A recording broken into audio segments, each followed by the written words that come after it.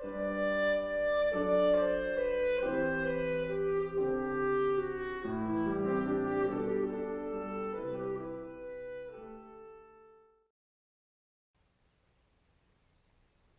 it seems like in spirituality, actually in life as a whole, they're not two different things, but it seems like the fundamental question is, who is it or what is it that's living this life, right?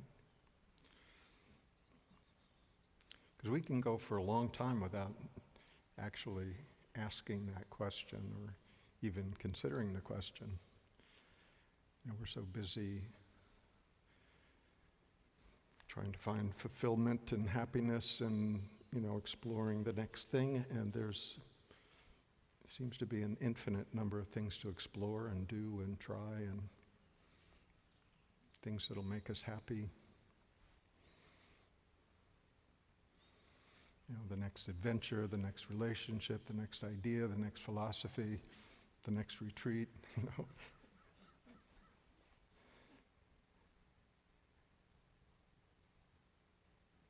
and when we get into spirituality, we can do the same thing with that. Get busy meditating and reading and coming up with new ideas and new belief systems, and it's all exciting and new and promising. But at some point, you might wonder, who is it that's doing all of this? It seems like if we don't know the answer to that question, why are we doing anything that we're doing? We don't know who it is that we're doing it for. So that, it seems to be the most fundamental question. What is it that's actually living this life? If I can find out what that is, then it seems like whatever I may choose to do would be in service to what I truly am,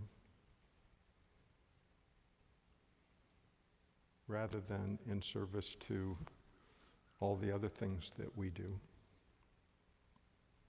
You know what I mean by that? In service to relieving our boredom, in service to, finding the next sensory pleasure, then in service to,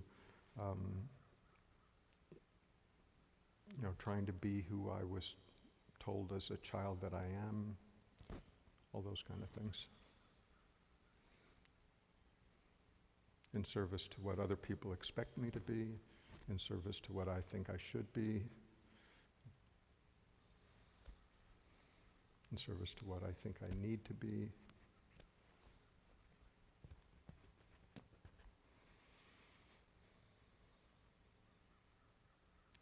And we can spend a great deal of our life energy in pursuing things that we feel like we ought to do, should do, want to do, in hopes of feeling fulfilled, right? Feeling happy, feeling like, okay, this is working. I feel good about it.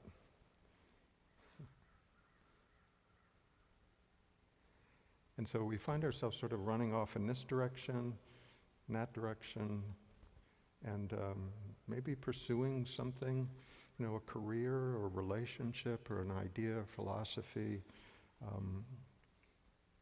some involvement, some group for a long time. And, we can learn a lot doing those kinds of things. And at some point, it may feel like, yes, that was interesting, but not ultimately fulfilling. And then we back up and we try something else. But I'd suggest one of the things that all of those adventures have in common is they're all in the outward direction. I'm going to find something out there in the world that's going to fulfill something here. Not sure quite what it is yet, but I know I'll find it out there somewhere. There's lots of things out there, and I'm sure one of them will do the trick. Make me happy forever. Content, right? Content with the world, content with myself, content in my own skin, a feeling of sort of being at home in the world. Does that ever feel like a pleasant thing, to feel at home in the world? Like, yeah, I do belong here. It is a friendly place. I'm okay with my role here. I'm okay with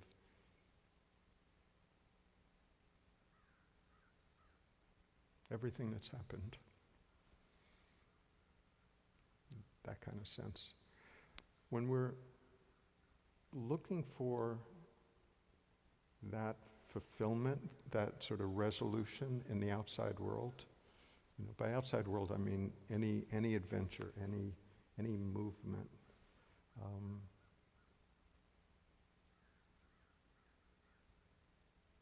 Anybody ever found like complete fulfillment there? Like when some experience was so fulfilling in your past, so fulfilling that was it. Everything was done. If life ended the next day, you'd be cool with it.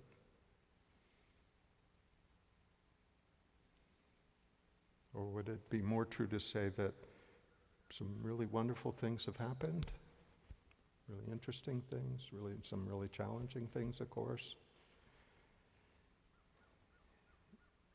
But there's still a sense of, yes, but the big one hasn't happened yet.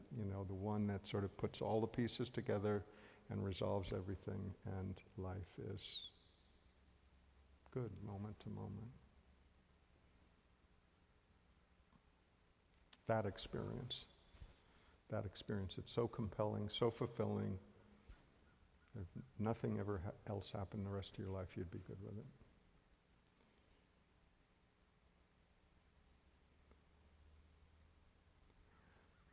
But it seems like the movement is always like, yes, a lot of interesting things have happened.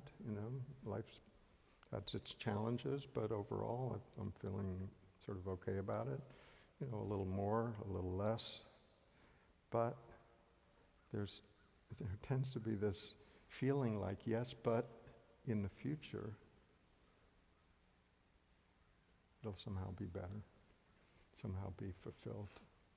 And I think that belief is sort of a fundamental movement when we get into spirituality. Like, okay, maybe the rest of life didn't quite work out as I hoped it would, but spirituality, there's the ticket. Enlightenment. That'll fix everything. And so that's the movement, that somehow something is possible, some event, some experience is possible that's not present here, so I'm looking for it out there. Some experience, some set of circumstances, some understanding that's so compelling it'll resolve a sense of looking for some kind of resolution to life, to make sense out of it. And so we continue to look out there. We get into spirituality and we think, well, what I need to do is meditate more and have the right experience. I've had maybe some experiences that are really compelling, really blissful, maybe otherworldly visions, etc. Okay. Were they totally fulfilling, or were they really compelling and are a really pleasant memory? And here we are. Right? So there's always a sense of not quite enough, but I'll keep looking. I'm on my way. I'm in the right direction. Or maybe I'm completely confused. Either way, I'm convinced that the answer's in the future and out there somewhere. Right? Is that the sense of it?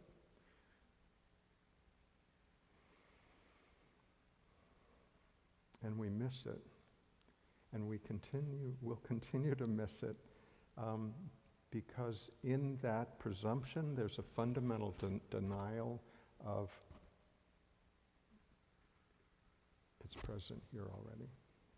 That's what we have to deny when we go looking outward. Does that make sense? If we recognize it here, there's no need to look outward. So if we're looking outward, it's only because we deny the possibility that it's already present here. By already present here, I mean present regardless of circumstances, regardless of all possible future experiences.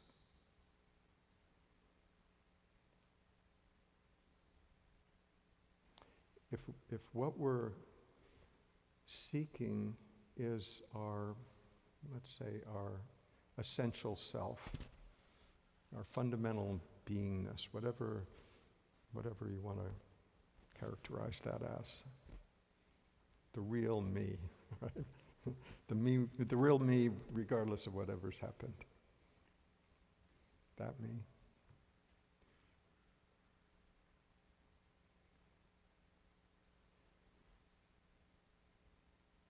Could it be that that's actually absent now? I mean, if it's actually absent now, what exactly is living this life? Something is, right? I mean, what we normally attribute that to is, well, it's me, it's all my, skills and personality and history and friends and things that I know how to do and belief systems. That's who I am.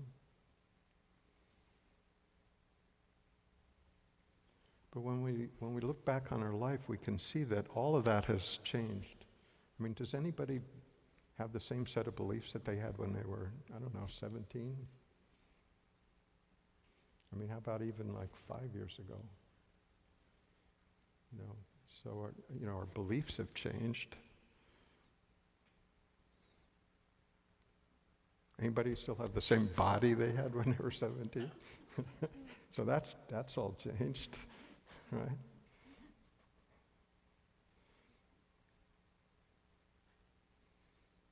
Same ideas, same opinions.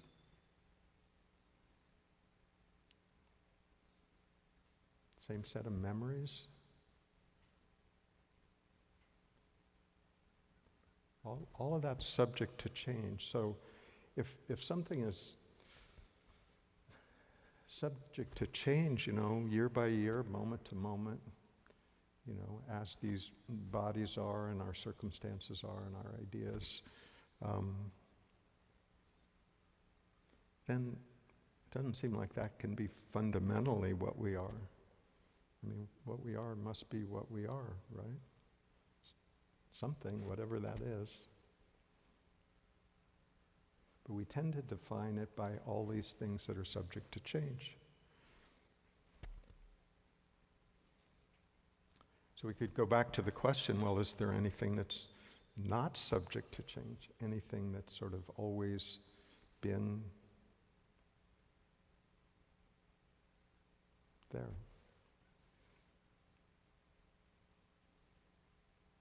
So there is a sense of me, right? Sense of I that goes back as far as we can remember, back into our childhood, right? A sense of, well, there's always been me.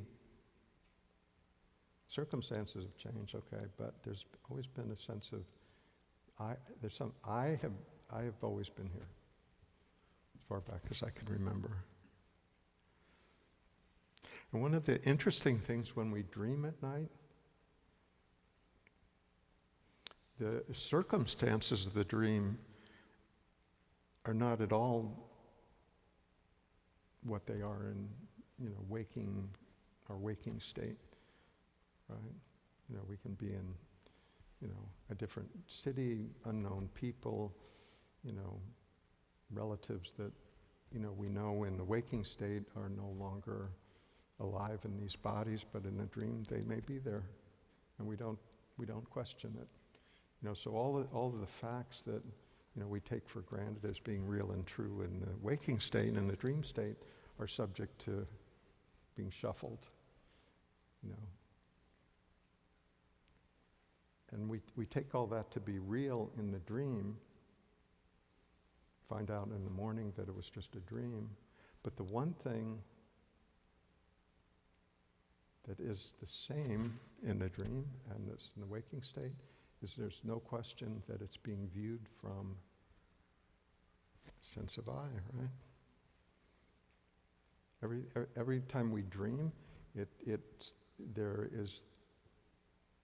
a me that's in the dream, right? That's sort of a given, it's indisputable. We wake up, we realize all the rest of it was a dream, but I was dreaming it. Yes? So it's the same in the waking state. All the circumstances change moment to moment, but there is this sense of I that survives even in the dream state.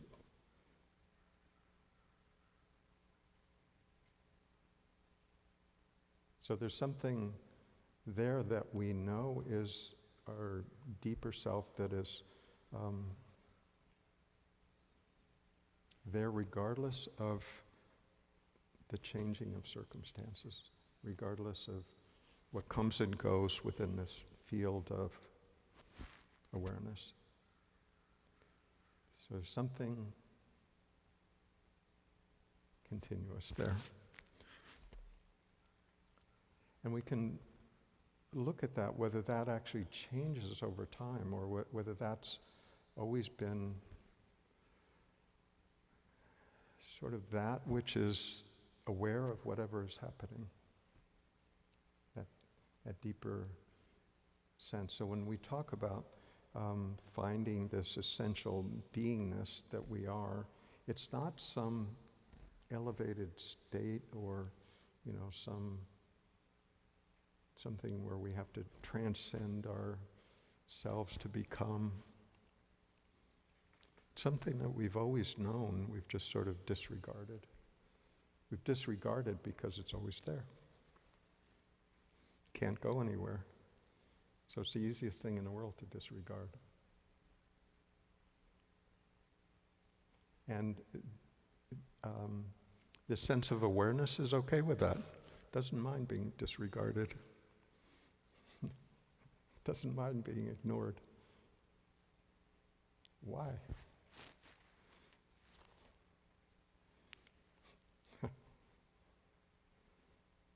Because it's the one thing that doesn't change. It's always there. It's not dependent on our belief in it or not.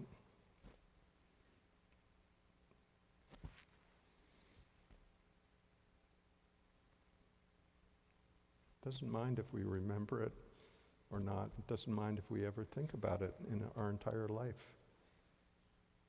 We can ignore this simple sense of innate consciousness of what's happening. Miraculous when you think of it.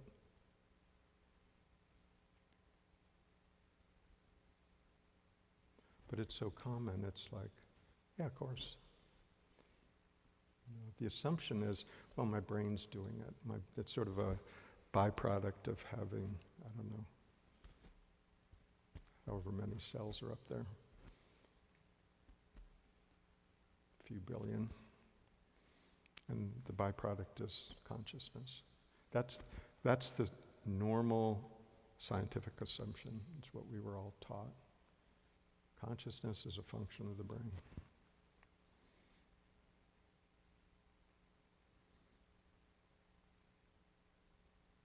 You can't prove it, of course. Just a convenient assumption to sort of sweep consciousness under the rug and get on with scientific inquiry. I mean, there's a lot to be learned there as well, but this consciousness is of a different character, fundamentally different character than everything else. Everything else has a form to it, right? So, I mean, we look at a tree, so we, have this sort of generic word tree, but we sort of have this idea of generally what it looks like. It's bigger than a plant. It has leaves of some kind. So we have, it has a form, right? Sound has a certain form, right? It's of a character that's different than silence. We can say the same thing about thoughts have a form, right? They have a structure to it. They have words. They have a linearity to it. They have a changing quality, so they have a time span to a certain thought and then another thought. So there's a form to it.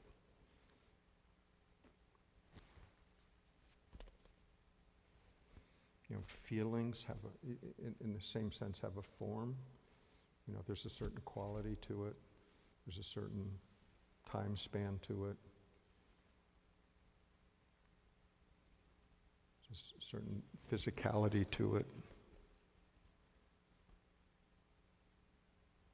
So everything that we can sense, you could say, has a form to it. What's the form of awareness?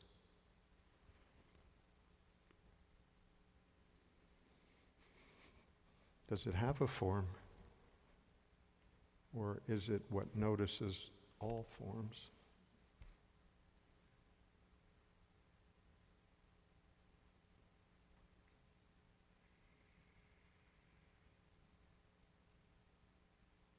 So everything that we can sense in the way we're using this word forms, everything that we can sense has a form. And that which senses it is formless, without form, right?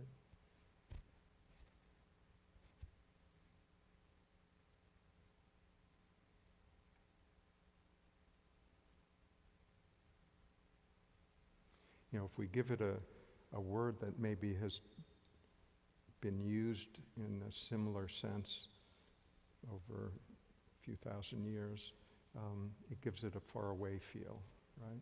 We're talking about the formless. So the word I'm imagining is, some people have referred to it as spirit, right? But where our mind goes with that is something other than what we are, something distant that has a certain form to it, right? It's an idea, right? What we're talking about is a direct, first-hand, experienceable sense of this quality of awareness, right? Noticing, being conscious of, regardless of what the content is. Yeah. So when we say this awareness has a fundamentally different quality than everything else that can be seen, felt, touched, tasted, experienced, thought, felt,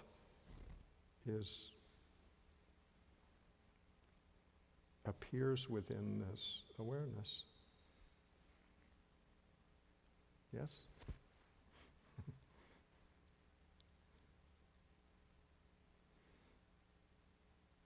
So we have something that notices the show that's happening, and then there's the show. Show being everything else that's ever happened. And we can notice that everything that's ever happened to us has only ever happened within this awareness. Right? I mean, can you think of anything that's ever happened to you that you weren't aware of?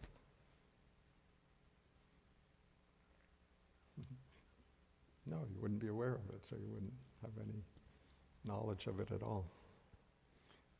I mean, everything that we've ever experienced has only been experienced within that awareness.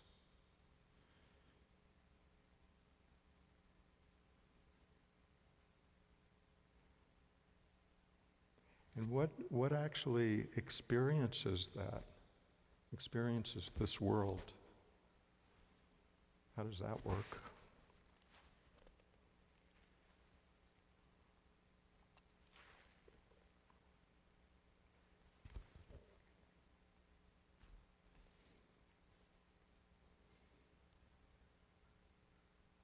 So let's just take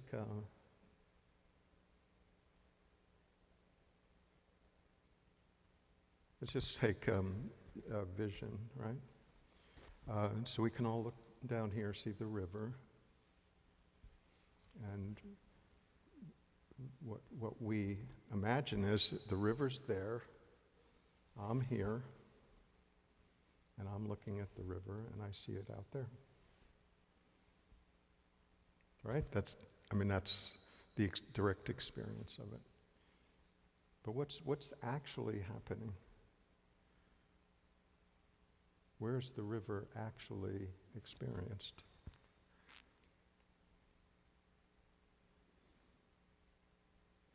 So this isn't even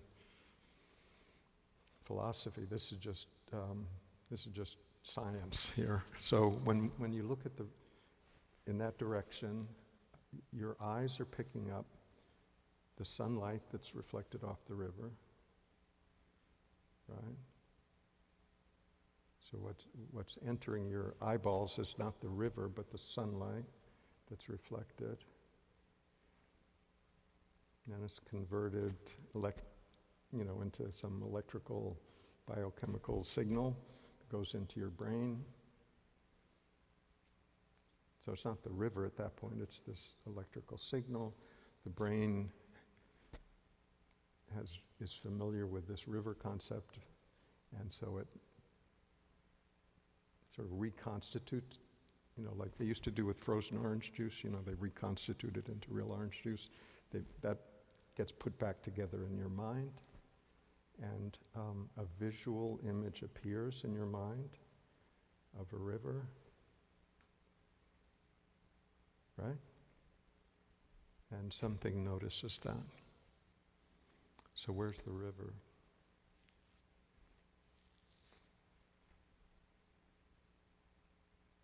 Your only experience of it is in this field of awareness, this image that appears using the miracle of these bodies, and there's something that notices that.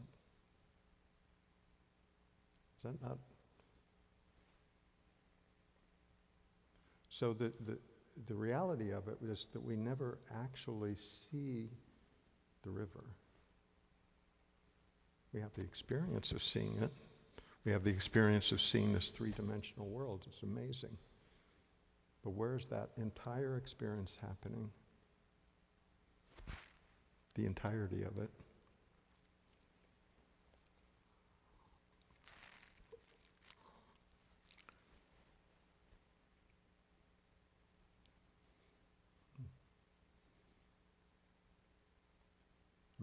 These bodies are capable of receiving all of that information,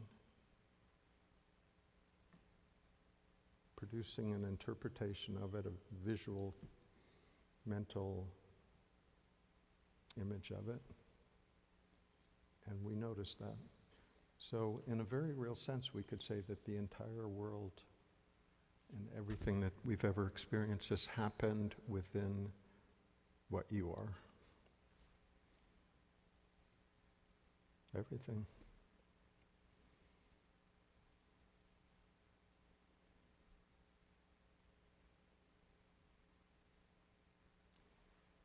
And you're there to notice that. Be present for it. Participate in it.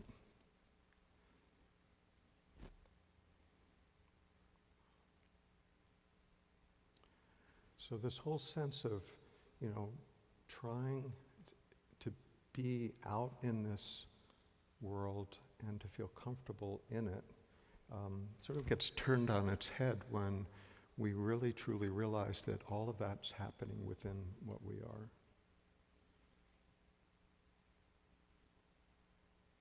There's a change of dimension, right? And, what we've been taught is, it's little old me out in this great big world where anything can happen. I've got to be on my toes. And when we really see how things are actually happening, is that the whole world is happening within what we are, and we get to be present for it. Changes the dynamic considerably.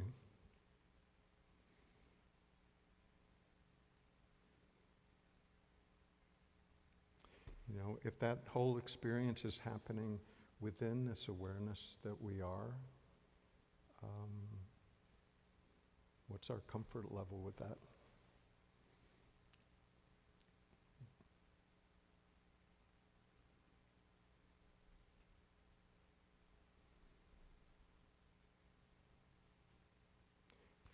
It changes.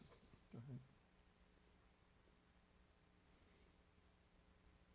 So we can look at even ourselves, even these body minds, and even with all the conditioning that's happened, all of that awareness of that is happening again within this sort of spaciousness of what we are. And that spaciousness is big enough to allow whatever that conditioning was. And to see it for what it was, how it happened, sort of the happenstance quality of our upbringing. Things that happened, the families that we're born into, the difficulties we had, the privileges that we had, all of that just happened.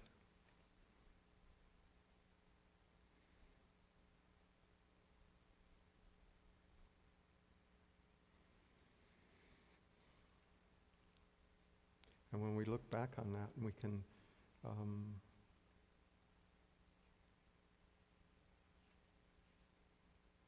see that all of it was an opportunity to learn about who we truly are. Life showing us, nudging us, sometimes with a carrot, sometimes with a stick, sort of nudging us, sort of, in a direction to notice what's actually happening. Notice what is our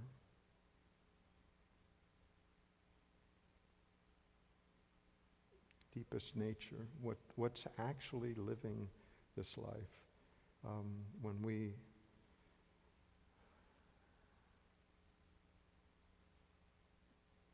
It normally comes about when we exhaust ourselves from the looking, exhaust ourselves with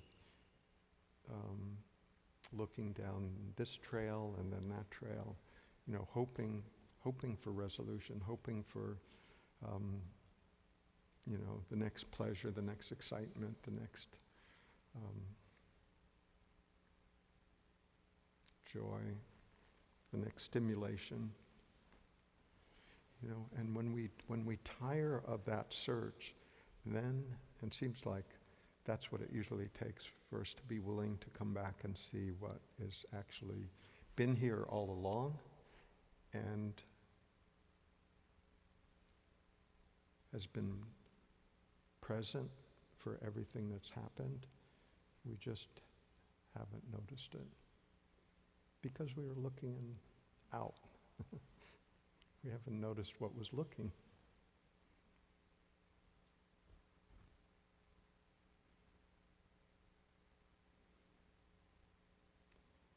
So that's the surprise and the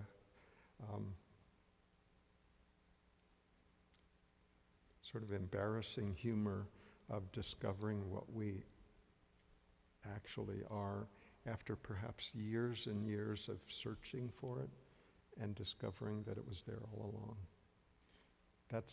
It's sort of embarrassing and funny and joyful all at the same time. It's like, how could I have missed it all these years? I was looking in so many different ways. I'm not talking just spirituality here. I'm talking about all of life, all the different ways we look for fulfillment. And it was there all along. The only thing that's ultimately, thoroughly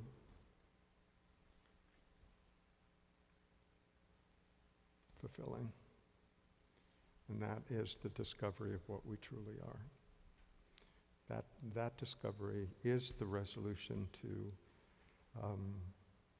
the basic questions about life. What's it about? Who is it that's living this life? What's my purpose, if any?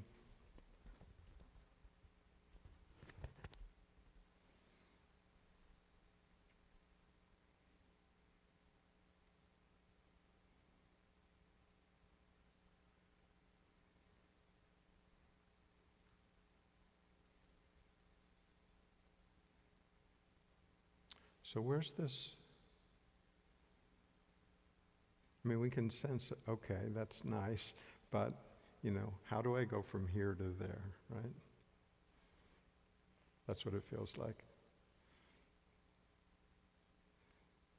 Okay, even if I'm willing to acknowledge that, okay, maybe the direction of search needs to be inward, how do I do that? Right? And normally how we interpret that is we look inward and we get into psychology. Like, oh my God, there are all these things that I didn't really want to think about that are arising, and now I got to deal with all of that. I was hoping just to ignore all that and go out and enjoy myself and life and hopefully find something sufficiently compelling there that I didn't really have to worry about all of this. So when we start to look inside, there's all this memories and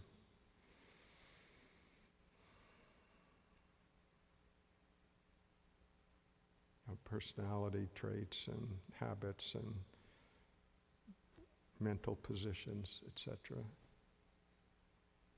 But that's not really what I'm talking about.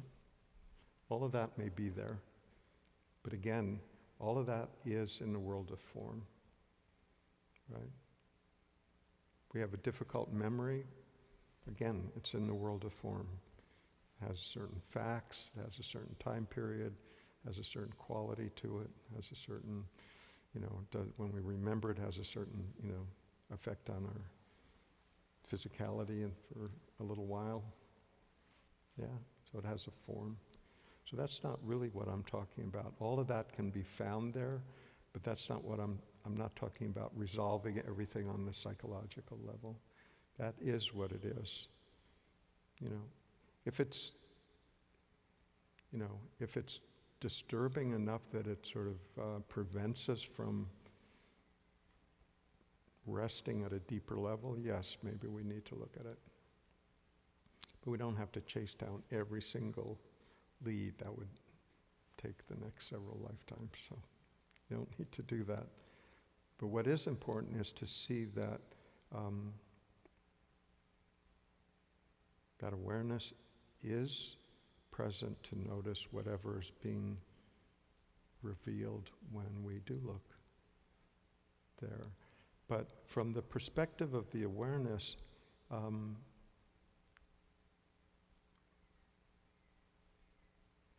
we can refrain from self-judgment about whatever may have happened in the past.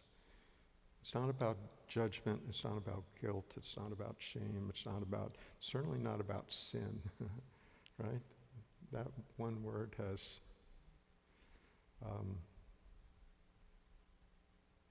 confused many a people, right? Some of you have heard this before, but it's a very telling thing in the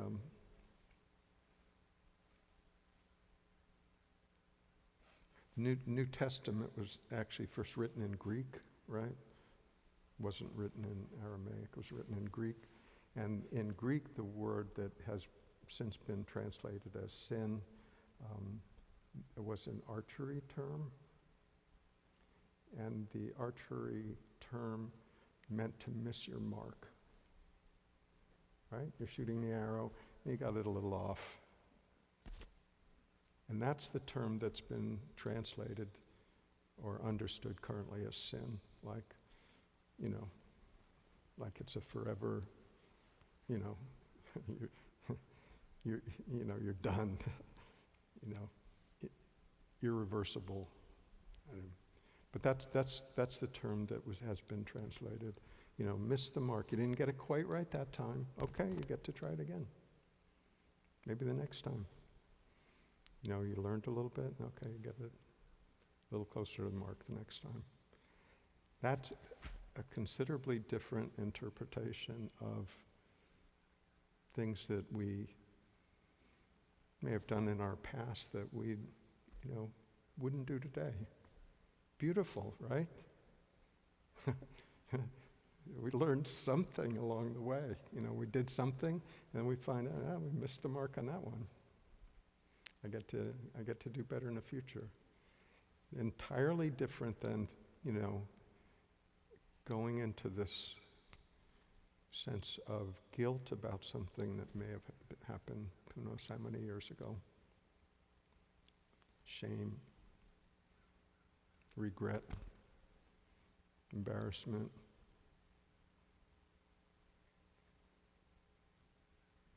But the fact of it is, yes, that happened. At the time, with what I knew then, with my level of maturity then, with my, the conditioning that I had to work with, the experience that I had up till that point, that was the best I could do. That's what happened. Okay. Right? So we can see that, when we allow that memory to arise and we can see it for what it was, see it within that larger perspective. It's not like we're just trying to whitewash it, it's just, we're just seeing it for the reality of it, of what the case actually was. Yeah, I wouldn't do the same thing today, but then that was apparently the best I could do under the circumstances.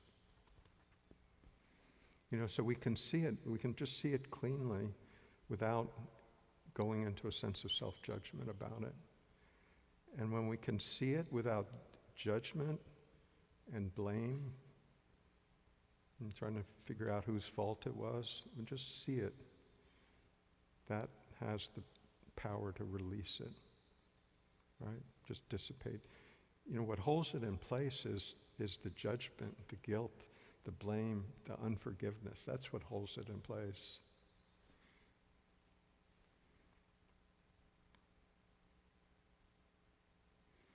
And what compassion we can show ourselves, we can also show the other person too. They too were doing the best they could under the circumstances with what they knew then. Right? So we can cut them a little slack. Doesn't mean we have to like it, doesn't mean that we want to hang out with that person. But we can see, yes, undoubtedly, given their, conditioning at the time, their experiences up till that point in their life, that's how they acted, okay.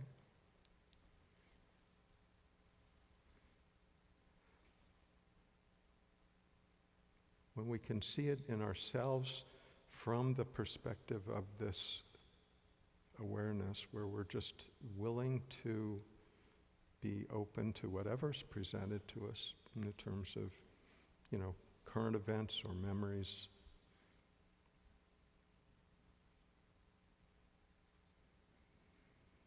when we can see it from that perspective, it feels different than when we're looking at it, believing that what we are is what we think in the sum total of our conditioning. When we feel like that's it, that's who I am, then we're entangled in the web and trying to figure out how to get out of it. But when we see it as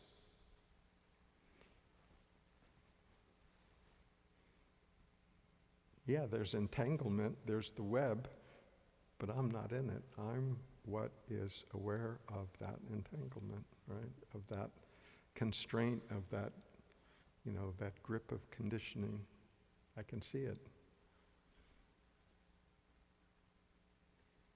And I don't have that objectivity if I'm always trying to wrestle with that conditioning, if I'm always trying to manipulate it or change it or pretend that it doesn't exist or like it or don't like it, or that kind of engagement and manipulation keeps us entangled in the conditioning. When we can step back and see, yeah, that's it. That's how this body-mind got conditioned. Okay. It's really okay. But it's not who we essentially are. Who we essentially are is what's aware of that, can notice that, can be okay with it. And the miraculous thing is when we're really okay with it, it does shift. Not the next minute, but it does shift when we look back and, things that seem to have a tight grip on us a few years back, it's like, that doesn't seem to be quite so operational anymore. Don't know how it happened, but it does happen. It happens because we allow it to be seen. We allow ourselves to be okay with it.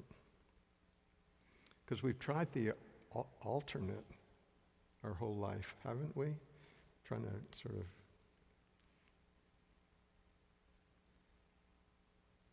improve ourselves, our habits, and fight with that and try not to be this way and feel limited by. Haven't we? Haven't we all tried that? So maybe the one thing that we haven't tried is to be okay with it. Like, hey, that's what happened. Sort of like getting your childhood vaccinations. We all got our childhood conditioning.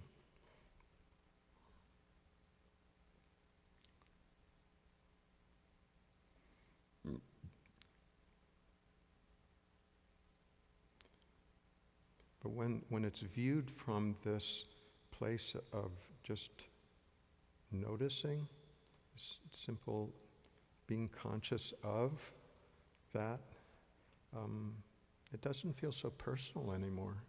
It's still there. It still may get activated. We still may have our moments, when we're relating to other people that, sort of uncomfortable habitual conditioning may come up. But we don't see it as so personal. And that's the freeing quality of it.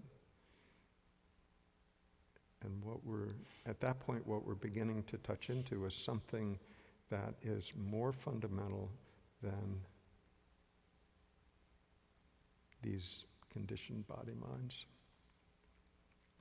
So we started to talk about, well, how do I get from how I feel now to there? Well, one way, as we've been talking, is just to be willing to see things that have happened from a place that's non-judgmental. So the other thing that we can do is just to try to remain with a sense of simple beingness. Right? So by that I mean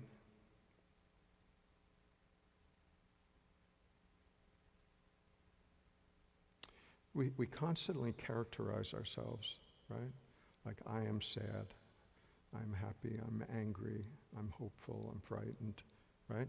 So we're always, it's basically I equals sad, I equals happy, I equals, right? So we're always characterizing ourselves as being this in a certain state, and that's the entirety of what I am.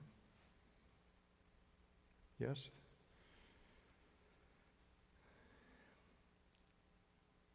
But what we can really look at is, the state that we're characterizing, the happy, sad, frightened, resentful, angry, whatever, that's always changing. But the I part, we can focus more on that than the content, right? So we can go back to just, rather I am happy, I can just stay with the I am. What's that? What's that simple sense of just beingness? Regardless of my current state, or what's that sense of just, because there is that sense, right, of just being alive in this moment.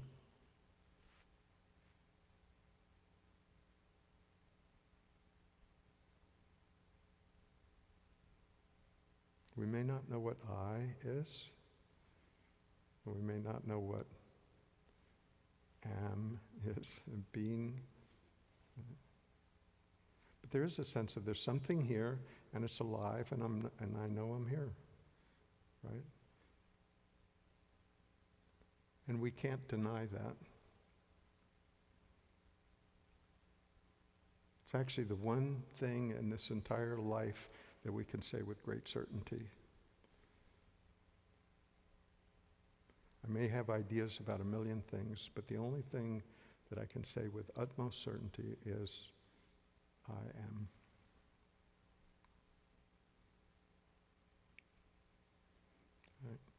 Right? You can't say, no, I'm not. You can't say that. Right? You'd have to exist to be able to deny your existence. I mean, it's the one thing that you can't deny.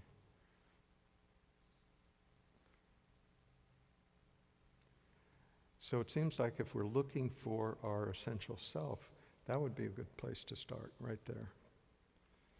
Like, rather than trying to figure out all these ideas and metaphysical stuff, and I could just start with the one thing that I know with great certainty, that I exist, I am.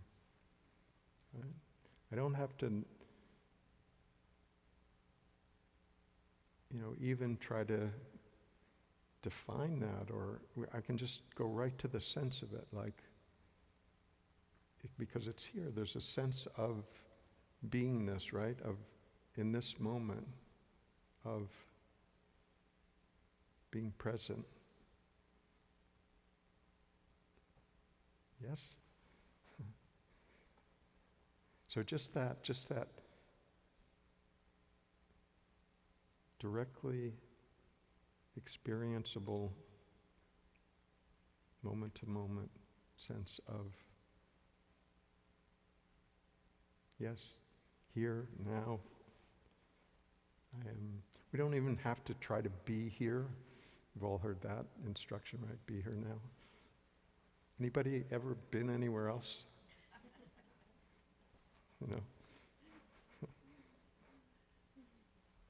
Not possible. You don't have to try to be here. Your mind may think about something in the past or in the future, but the only time you can think that is now. So it's unavoidable, right? This present moment, and the awareness is also unavoidable in this present moment. So there's the awareness and this moment.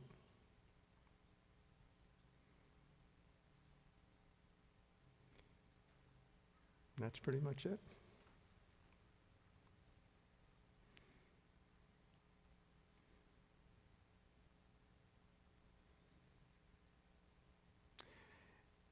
if we can just stay with just that sense, just right at that nexus,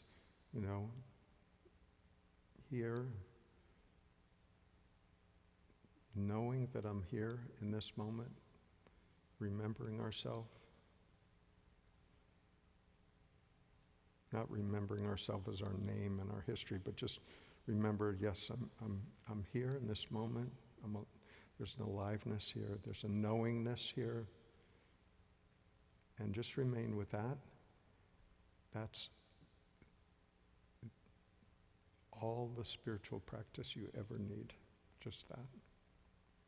And everything else is a distraction. Everything else is outward.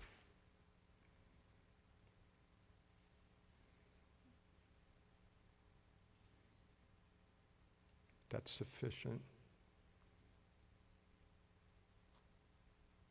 Just that simple practice of remembering in this moment that there's an aliveness here. I may not have a clue what that is, and the truth is you'll never understand it, but you can experience it. It's not something that we know because it's formless. It's what knows, not knows like we know arithmetic, it's like a knowingness of an aliveness. Mind doesn't like it. Mind likes complexity, likes to have something to do. So the mind will object to this pointer. It's too simple. Like saying, okay, that's interesting. What's next? Mind gets bored with it, restless with it, wants to pull us back into its gravitational field of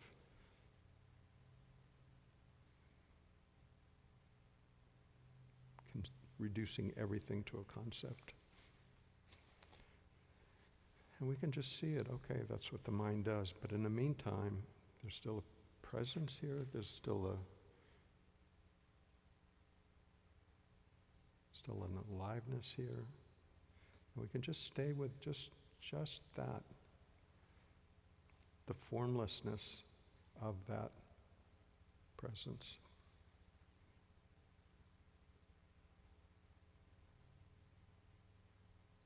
And the good news is that is already the case.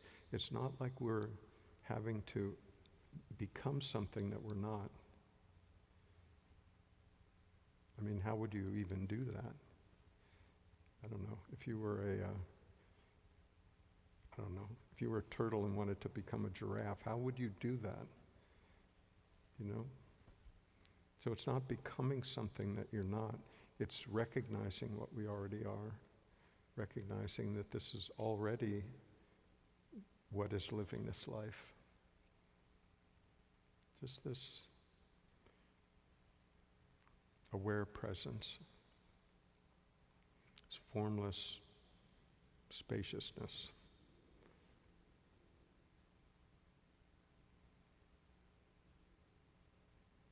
This receptivity. You can come up with your own words, but that's the idea of it, right? Just availability to whatever arises next.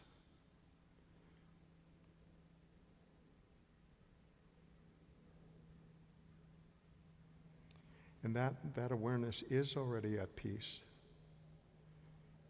It's at peace because it doesn't demand that anything be different than it is.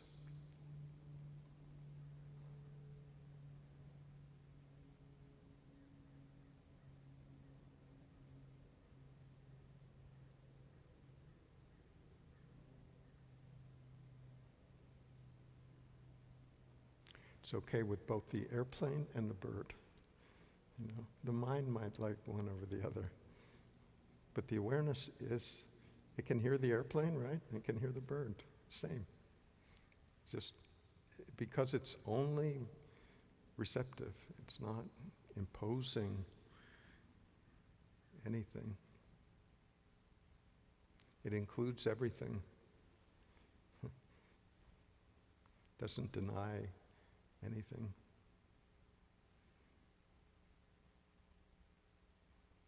Therefore, say it's infinite, right? Everything's included. So now we have infinite, formless, timeless.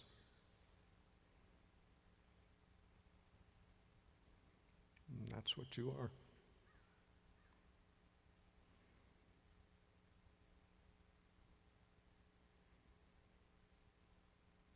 And it's not far away. I mean, it is the most intimate thing. It's already what we are. You know, we've just been in denial of it. We've been just taught otherwise.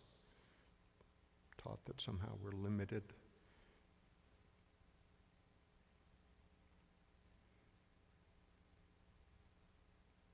But we have the opportunity to just check it for ourselves. Check out, well, is that true?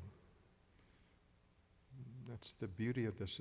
It's available for confirmation in our own direct experience. It's not dependent on believing anything anybody says. We can just check it out for ourselves.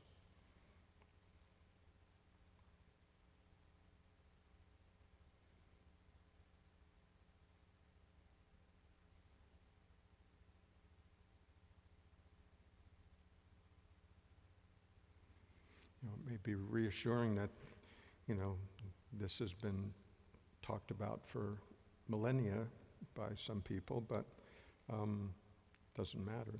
They might all be wrong, who knows?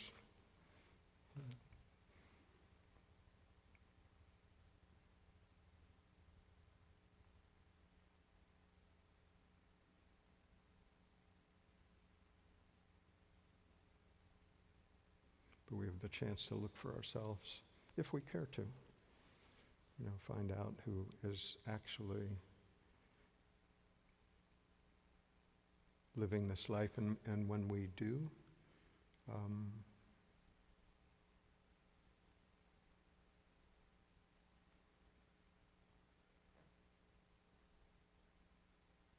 there's that sense of at-homeness in the world, being at ease with ourself, being okay with our conditioning, being forgiving of our past.